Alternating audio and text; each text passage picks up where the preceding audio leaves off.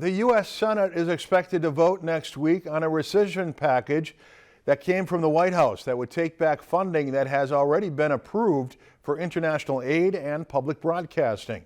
The cuts include $1.1 billion from the Corporation for Public Broadcasting. That would impact rural public television stations particularly hard.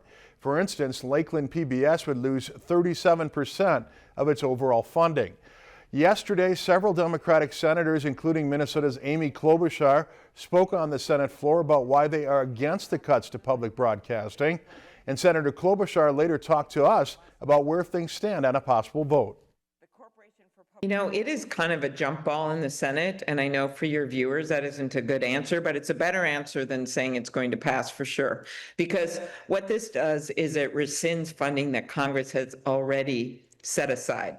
So there are so many good arguments to make for the way that this funding helps, especially local communities, stay together. It's the glue where they know about the parades or they know about what's happening with the business in their town.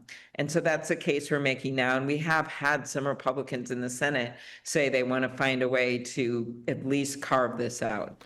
Klobuchar says she's against taking back funding that has already been approved and feels there are several ways this could go next week.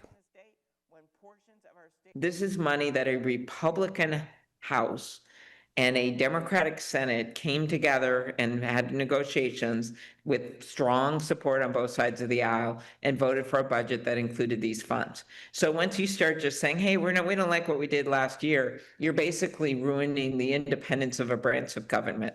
So they might decide that they're going to carve some stuff out and vote for it.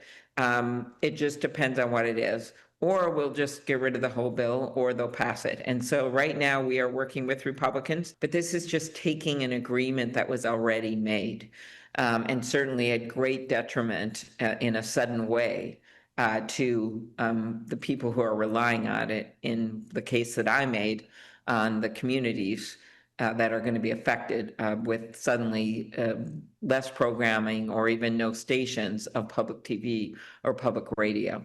The deadline to vote on the rescission package is July 18th.